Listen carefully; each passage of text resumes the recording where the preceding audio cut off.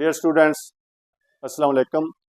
हम physics class 9th का chapter number 7 start कर रहे हैं। हमारा आज का टॉपिक है kinetic molecular theory of matter. तो आइए देखते हैं what is kinetic molecular theory of matter. According to this theory, matter is composed of very small particles called molecules और they are always in state of motion.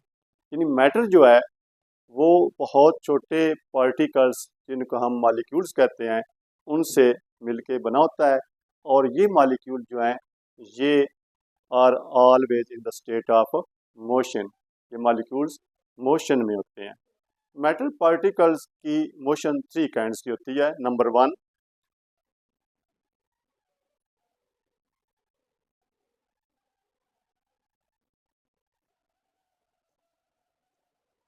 विब्रेशनल motion. Number 2, rotational motion.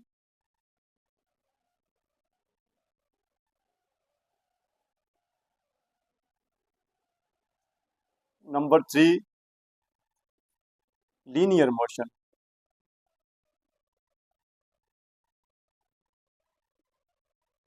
Matters के particle जो हैं या तो वो विब्रेटरी motion उनकी होती है। विब्रेटरी मोशन मीन अपनी ही जगह पर रहते हुए टू एंड फ्रो मूव करना, यानी विब्रेट करना। सेकंड उनकी मोशन होती है रोटेशनल, यानी रोटेट करना, यानी ऐसे रोटेट, जिस तरह ये मार्कर रोटेट कर रहा है, एक ये उसकी मोशन होती है। और एक मोशन होती है लीनियर। लीनियर मीन, अब लीनियर जो है वो स्ट्रेट लाइन में भी हो सकती है और रैंडम भी हो सकती है और सर्कुलर भी हो सकती है। तो ये 3 काइंड्स की मोशन है जो कि मैटर पार्टिकल्स इनमें पाई जाती है। अब इनमें इंटरमॉलिक्यूलर जो फोर्सेस हैं उनका बड़ा अहम रोल है। अब इंटरमॉलिक्यूलर फोर्सेस जो हैं वो म्यूचुअल फोर्सेस होती हैं जो पार्टिकल्स एक दूसरे पर लगाते हैं और ये डिपेंड करती है उनके डिस्टेंस पर। अगर पार्टिकल्स के दरमियान डिस्टेंस जो है वो ज्यादा होगा तो इंटरमॉलिक्यूलर फोर्स जो है वो वीक होगी। अगर पार्टिकल्स के दरमियान डिस्टेंस कम होगा, यानी पार्टिकल्स क्लोज होंगे तो उनके दरमियान इंटरमॉलिक्यूलर फोर्स जो है वो ज्यादा होगी।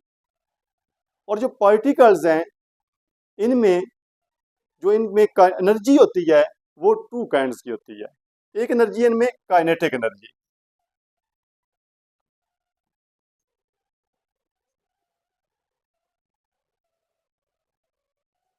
काइनेटिक एनर्जी जो है ये इनकी मोशन की वजह से होती है, क्योंकि पार्टिकल्स जो हैं वो always in the state of motion होते हैं। तो उस मोशन की वजह से उन पार्टिकल्स में जो एनर्जी पाई जाती है वो काइनेटिक एनर्जी होती है। अब सेकंड इसमें जो एनर्जी है वो है पोटेंशियल एनर्जी।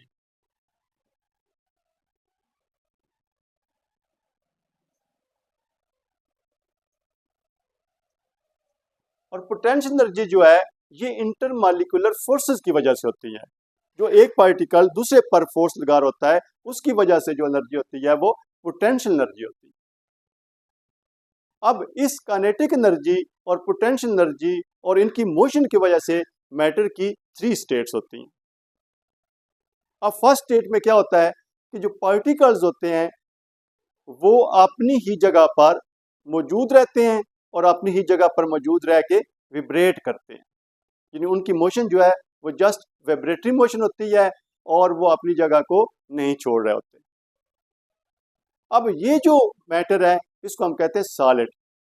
इन सॉलिड जो है उसमें जो पार्टिकल्स हैं वो इतने क्लोज पैक होते हैं कि वो अपनी जगह नहीं छोड़ते, लेकिन अपनी जगह पर रहते हुए वो विब्रेट करते रहते हैं, यानी मोशन होती है लेकिन जगह नहीं छोड़ते, जिसकी वजह से जो सॉलिड है उसकी फिक्स्ड शेप भी होती है और फिक्स्ड वॉल्यूम भी होता है।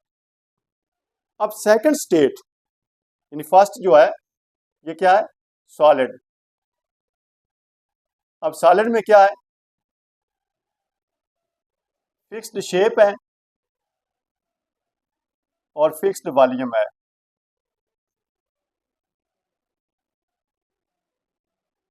अब सेकंड, लिक्विड। लिक्विड में क्या होता है कि पार्टिकल्स सॉलिड की निस्बत थोड़ा सा डिस्टेंस पर होते हैं और उनकी इंटरमॉलिक्यूलर फोर्सेस सॉलिड की निस्बत थोड़ी वीक होती है और पार्टिकल्स जो हैं वो स्लाइड करते रहते हैं, यानी अपनी जगह छोड़ के दूसरी जगह जा सकते हैं। अब इस कंडीशन में ये होता है कि उनका वॉल्यूम तो फिक्स्ड होता है, लेकिन पार्टिकल्स अपनी जगह पर फिक्स ना होने की वजह से उनकी शेप फिक्स नहीं होती। लिक्विड में फिक्स्ड वॉल्यूम है,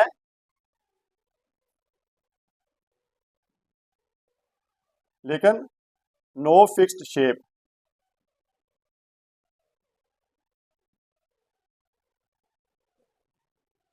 third state of matter, gas. अब गैस में क्या होता है कि गैस में जो पार्टिकल्स हैं वो ज़्यादा डिस्टेंस पर होते हैं और उनके दरमियान इंटरमॉलिक्यूलर फोर्सेस वीक होती हैं, जिसकी वजह से गैस पार्टिकल्स मूव भी करते हैं और वो गैस सरफेस को लीव भी कर जाते हैं, यानी वो बाउंड नहीं होते, कहीं भी जा सकते हैं। अब इस वजह से गैस में ना तो फिक्स्ड वॉल्यूम होता है, नो फिक्स्ड वॉल्यूम,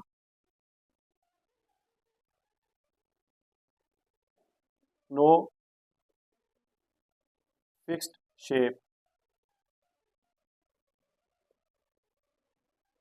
अब ये थ्री स्टेट्स ऑफ मैटर जो है, इनको हम एक एग्जाम्पल की मदद से समझाने की कोशिश करेंगे। उम्मीद है कि आप इसको अच्छे से समझेंगे और कभी नहीं भूलेंगे। यहाँ पर आप देख रहे हैं कि क्लास में टीचर मौजूद हैं और टीचर का क्लास पर मुकम्मल कंट्रोल है। स्टूडेंट्स अपनी जगह पर बैठ के पढ़ रहे हैं और अपनी जगह पर फिक्स हैं।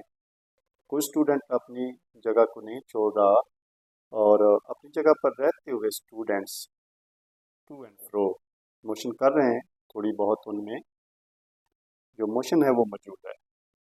तो ये सॉलिड की स्टेट है कि सॉलिड स्टेट में जो पार्टिकल्स होते हैं वो अपनी जगह पर मौजूद होते हैं और अपनी जगह पर रहते हुए वो टू एंड फ्रो मोशन करते हैं, यानी उनकी वाइब्रेटरी मोशन होती है। तो इस एग्जांपल से हमें सॉलिड की समझ आ जाती है। यहाँ पर टीचर अपने काम में बिजी हैं और बच्चों को टीचर की परवाह नहीं है और बच्चे एक दूसरे के पास जाकर बातें कर रहे हैं, मीन कि वो अपनी पोजीशन जो है, अपनी जगह जो है वो छोड़कर क्लास के अंदर उनकी मूवमेंट हो रही है। सेम इसी तरह जो लिक्विड होता है उसमें पार्टिकल कंटेनर से बाहर तो नहीं जाते, लेकिन कंटेनर के अंदर रहते हुए वो एक जगह से दूसरी जगह पार्टिकल मूव करते रहते हैं। सेम इसी तरह जिस तरह इस क्लास में बच्चे अपनी जगह छोड़कर कभी एक तरफ जाते हैं, कभी दूसरी तरफ जाते हैं, लिक्विड पार्टिकल बिल्कुल इसी तरह कंटेनर के अंदर रहते हुए मूव करते रहते हैं।